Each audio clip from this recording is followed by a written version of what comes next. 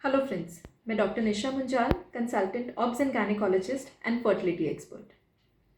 आज इस वीडियो में हम बात करेंगे प्रेगनेंसी के चलते कोरोना के टाइम पे अपनी डाइट के बारे में।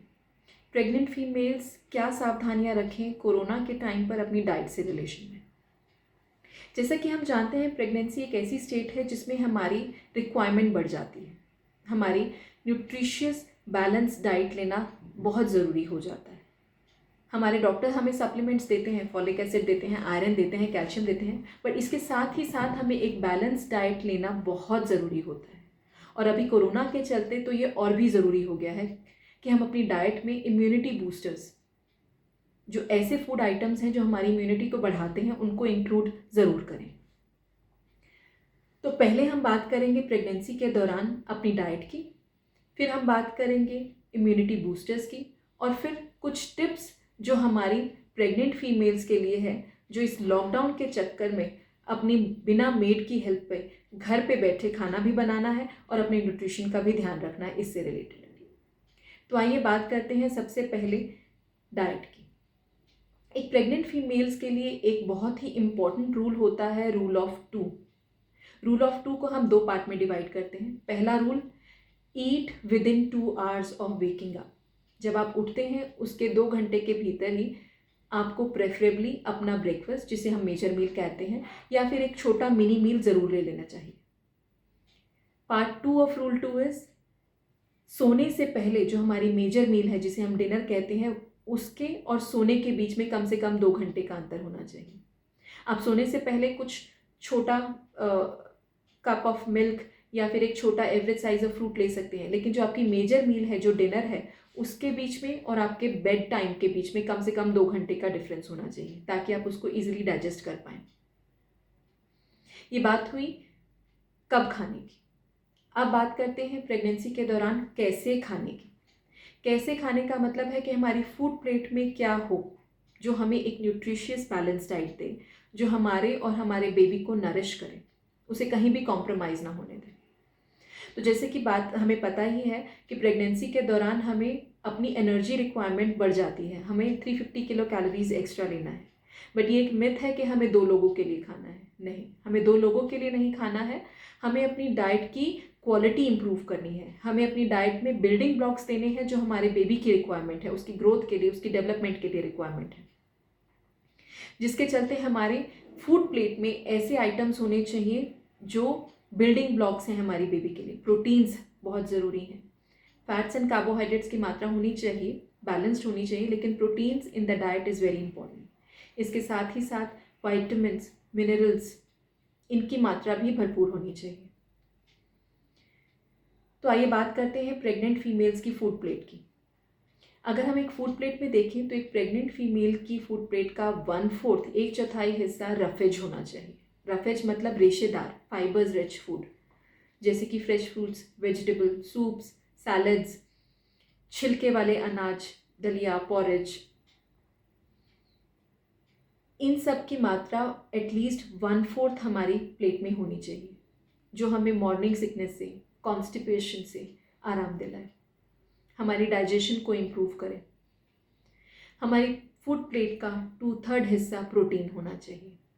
प्रोटीन जो वेजिटेरियंस के लिए है वो है मिल्क, मिल्क प्रोडक्ट्स, पल्सेस, दालें, सीरियल्स, उनसे हमें प्रोटीन मिलता है, और उसे भी हम अच्छे तरीके से खाएं।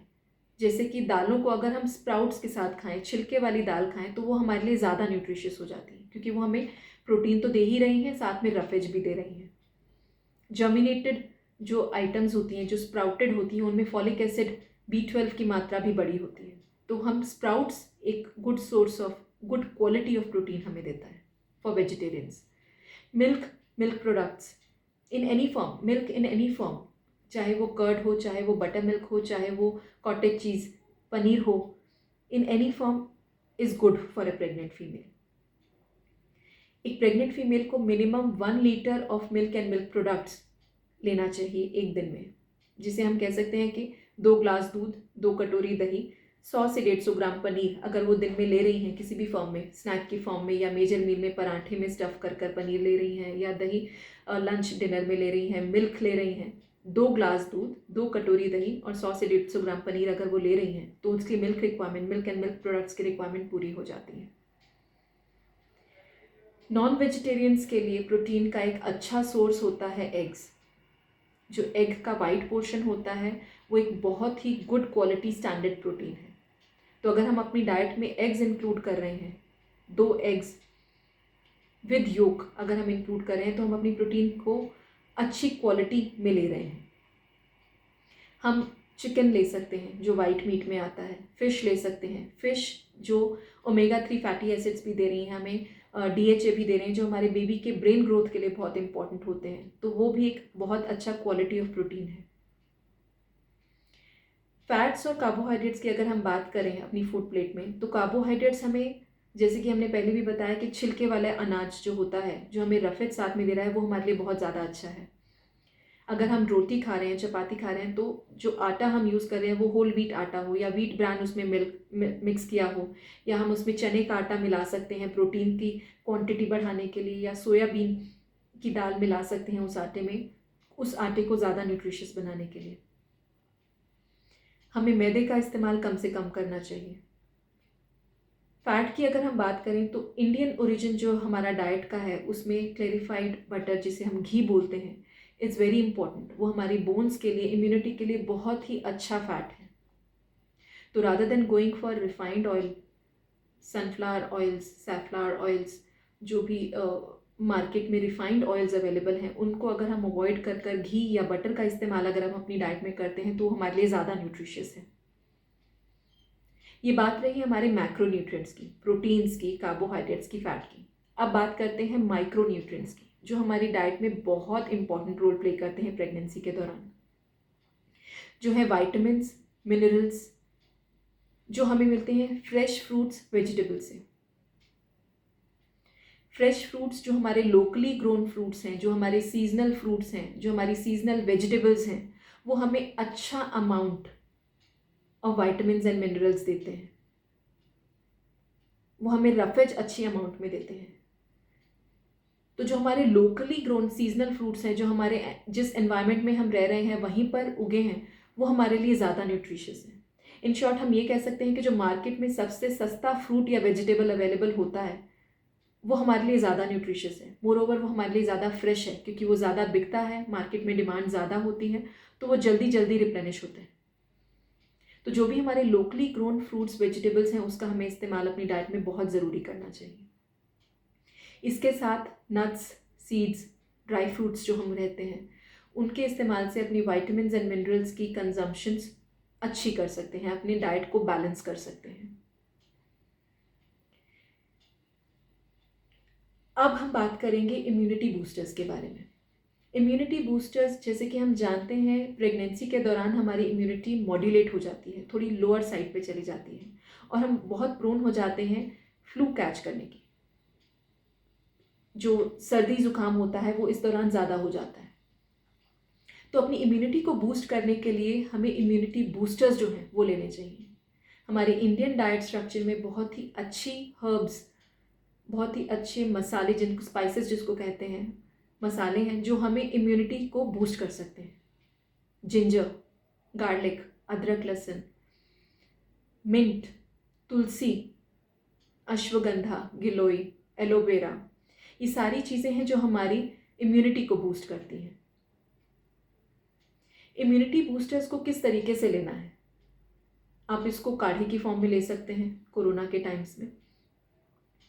आप इसको अपनी डाइट के मसालों में, अपने आप खाने की प्रिपरेशन जो होती है उसमें स्पाइसेस की तरह अगर हम इन हर्ब्स को यूज़ करें तो वो हमें इक्वल न्यूट्रिशन देती हैं। आप अगर अपनी चाय में जिंजर या तुलसी का इस्तेमाल करते हैं, अगर आप चाय पीते हैं, कॉफ़ी पीते हैं, तो इसमें जिंजर या तुलसी का फ्लेवर भी ऐड हो जाता है और आपको इम्यूनिटी बूस्टिंग भी मिल जाती है। इसके साथ इम्यूनिटी बूस्टर्स होते हैं हमारे सिट्रस फ्रूट्स, मौसम्बी, संतरा, ग्रेप फ्रूट्स, आंवला, विटामिन सी, बेरीज़, जो हमारी लोकली ग्रोन बेरीज़ होती हैं, रेसबेरी हो गई, स्ट्रॉबेरीज़ हो गई, ये बेरीज़ हमारे लिए बहुत अच्छी इम्यूनिटी प्रोवाइड कर सकती हैं। इसके साथ इम्यूनिटी बूस्ट करने के लिए हमें अपनी डाइट को बैलेंस रखना बहुत ज़रूरी है। अपनी डाइट में लिक्विड इंटेक, जो फ्लूइड इंटेक है, वो बढ़ाना बहुत ज़रूरी है। एक प्रेग्नेंट फीमेल को मिनिमम 10 से 12 ग्लास पानी पीना बहुत ज़रूरी है। अगर आप पानी का, जैसे कि प्रेगनेंसी के चलते टेस्ट बड्स थोड़े ऑल्टर हो जाते हैं, अगर आप प्लेन पानी नहीं पी पा रहे हैं तो आप इसको लेमन वाटर, लेमनेड की फॉर्म में ले सकते हैं, नींबू पानी, शिकंजी बना के ले सकते हैं। डिटॉक्स वाटर आप घर पे बना सकते हैं पुदीना और नींबू से। ये हमारी इम्यूनिटी को भी बूस्ट करते हैं, हमारे सिस्टम को भी डिटॉक्स करते हैं और हमारी फ्लूइड रिक्वायरमेंट्स में भी हेल्प करते हैं। अगर हम अपनी प्रेग्नेंट फीमेल्स की डाइट में क्वालिटी वाइज इंक्रीज़ कर देते हैं तो हम अपनी उसकी प्रेग्नेंट फीमेल्स की इम्यूनिटी अपने आप बूस्ट कर देते हैं। तो सही मात्रा में, सही तरीके से अगर हम खाते हैं तो हम अपनी इम्यूनिटी को स्ट्रॉन्ग कर सकते हैं। एक क्वेश्चन प्रेग्नेंट फीमेल्स बहुत पूछ रही हैं कि लॉकडाउन की तरह में हम ग्रॉसरी खरीद रहे हैं, वेजिटेबल्स हम दूसरे तीसरे दिन ही खरीद पा रहे हैं, हम फ्रेश फ्रूट्स की हाइजीन के बारे में कैसे अश्योर हो सकें। तो उसका एक बहुत ही सिंपल तरीका है, जब भी आप बाहर से फ्रेश फ्रूट्स या वेजिटेबल्स आपके घर में आ रही हैं तो उसको गर्म पानी में नमक और बेकिंग सोडा डालकर आप उसको रख सकती हैं और उसके बाद ठंडे पानी में वॉश कर कर उसे यूज़ कर सकती हैं। इससे फ्रेश फ्रूट्स वेजिटेबल का टेक्सचर भी मेंटेन रहता है। गर्म पानी में बेकिंग पाउडर और सॉल्ट डालने से उसके ऊपर जो भी हानिकारक कीटाणु या जर्म्स रहते हैं वो भी वॉश हो जाते हैं। तो अगर हम सही तरीके से यूज़ करते हैं, सेफली यूज़ करते हैं, तो बाहर का लाया हुआ फ्रूट्स वेजिटेबल्स अगर हम सेफली यूज़ कर रहे हैं तो हम उसको अपनी डाइट में इंक्लूड कर कर अपनी इम्यूनिटी बढ़ा सकते हैं। A fistful of nuts, dry fruits अगर हम ले रहे हैं अपनी डाइट में तो वो भी हमारी इम्यूनिटी बूस्ट करते हैं, हमारे डाइजेशन में हेल्प करते हैं। अब बात करते हैं कि हम किस तरीके से खाना खाएं। प्रेगनेंसी के दौरान डाइजेशन प्रॉब्लम होती है तो हमें अपनी मील्स को फ्रीक्वेंटली स्मॉल स्मॉल पोर्शंस में लेना चाहिए। अगर हम एक साथ पेट भर के खा लेंगे तो उससे हमें हार्ट बर्न, एसिडिटी का इशू हो सकता है। तो हमारे लिए बेहतर रहेगा कि हम छोटे छोटे पोर्शंस में थोड़े थोड़े इंटरवल्स में खाते रहें। हम इसको 3 मेजर मील्स, 2-3 मिनी मील्स में डिवाइड कर सकते हैं। ब्रेकफास्ट के बाद में, ब्रेकफास्ट और लंच के बीच में एक मिनी मील ले सकते हैं, लंच और डिनर के बीच में एक मिनी मील ले सकते हैं, इवनिंग स्नैक्स ले सकते हैं, जो हमारी क्वांटिटी ऑफ फूड को मेंटेन कर देता है और हमारे सिस्टम को ओवरलोड नहीं करता है। प्रेगनेंसी के दौरान हमें भूख जल्दी जल्दी लगती है, इसलिए हमें फ्रीक्वेंटली खाना ज़्यादा ज़रूरी है। अब बात करते हैं कि प्रेगनेंसी के दौरान हम क्या ना खाएं। पहला इंपॉर्टेंट रूल होता है जंक फूड को, रिफाइंड पैक्ड प्रोसेस्ड फूड को अवॉइड करना। जितनी भी मार्केट में टेट्रा पैक्स जूसेस हैं उसको हम ना लेकर होल फ्रूट्स खाएं। जो भी पैक्ड प्रोसेस्ड फूड है उसको अपनी डाइट में इंक्लूड ना करें, rather than go for fresh fruits. अपने स्नैकिंग हैबिट्स जो रहती हैं कि जब भूख लगी कुछ चिप्स खा लिया या कुछ नमकीन या बिस्किट्स खा लिया, उससे बचकर हम हेल्दी स्नैकिंग हैबिट में जाएं। जो हमारी मिनी मील्स हैं उसको हेल्दी बनाएं, स्प्राउट से, सैलड से, सूप से, फ्रेश फ्रूट से, मिल्क शेक से, उनको रिप्लेस कर कर हम अपनी स्नैकिंग हैबिट इम्प्रूव कर सकते हैं। हम हेल्दी न्यूट्रिशियस डाइट ले सकते हैं और अपनी जो स्नैकिंग है उसको भी कर्टेल कर सकते हैं। अपनी डाइट का इम्पॉर्टेंट हिस्सा रहता है फ्लूइड। तो जैसे कि हमने बात की 10 से 12 ग्लास पानी हमें पीना है, उसके साथ ही साथ जो हम बेवरेजेस लेते हैं, जो टी कॉफ़ी जो हम लेते हैं उसकी इंटेक कम कर देनी चाहिए। स्पेशली कैफीन जो कॉफ़ी में रहता है उसकी इंटेक हमें कम कर देनी चाहिए। जो एरेटेड ड्रिंक्स हैं, सॉफ्ट ड्रिंक्स हैं, उसको नहीं लेना चाहिए। अल्कोहल अवॉइड करना चाहिए, प्रेगनेंसी के दौरान नहीं लेना चाहिए। प्रेगनेंसी के दौरान अपनी जो इम्यूनिटी बढ़ाने के लिए जो हम बेवरेजेस ले रहे हैं, जैसे कि हम चाय या कॉफ़ी अगर ले रहे हैं उसको लिमिटेड अमाउंट में तो लेना ही है, साथ ही साथ उसको न्यूट्रिशियस बनाने के लिए हम उसमें इम्यूनिटी बूस्टर्स, जैसे कि हमने पहले भी बात की, तुलसी के पत्ते ऐड कर सकते हैं, जिंजर ऐड कर सकते हैं। ये बात रही बेवरेजेस की, लिक्विड इनटेक की प्रेगनेंसी के दौरान। तो आज हमने इस वीडियो में बात की प्रेग्नेंट फीमेल्स की डाइट के बारे में, खाने के बारे में, कंपोनेंट्स के बारे में, क्या खाना चाहिए क्या नहीं खाना चाहिए। अब एक इम्पॉर्टेंट क्वेश्चन हमारी प्रेग्नेंट फीमेल पूछती हैं कि अगर हम बाहर से खाना खा रहे हैं तो उसकी सेफ्टी को कैसे अश्योर करें। तो अगर आप बाहर से भी खाना खा रहे हैं तो कोशिश कीजिए आप एक स्टैंडर्ड की जगह पर खाएं जहाँ पे क्वालिटी ऑफ फूड एश्योर्ड रहता है। कोशिश करें कि रॉ चीज़ें, जो कच्ची चीज़ें होती हैं जैसे कि सैलड्स या कट फ्रूट्स या मिल्क की बनी हुई चीज़ें जो होती हैं वो अवॉइड करें। अगर आपको बाहर खाना है तो fried items are safer rather than eating salads. जगह का ध्यान रखें कि कहाँ पर आप खा रहे हैं और क्या खा रहे हैं, इसका भी ध्यान रखें। बाहर अगर आप खाना खा रहे हैं तो चाइनीज़ फूड जिसमें अजीनोमोटो का इस्तेमाल होता है उस चीज़ों को ना खाएं, क्योंकि ये बेबी के लिए ठीक नहीं होती हैं। Chinese food, processed food, packet food को जितना हो सके उतना अवॉइड करें। तो आज इस वीडियो में हमने बात की है डाइट के बारे में। इसके साथ ही मैं ये ज़रूर कहना चाहूँगी कि एक प्रेग्नेंट फीमेल को खाने के साथ साथ अपने स्लीप को भी ध्यान देना चाहिए। लॉकडाउन के चक्कर में कितनी फीमेल्स के पास में घर पर हेल्प नहीं होती, तो वो ये पूछते हैं कि हम अपनी न्यूट्रिशियस डाइट को कैसे मेंटेन करें मिनिमम एफर्ट के साथ में। तो हम 1 पॉट मील्स बना सकते हैं।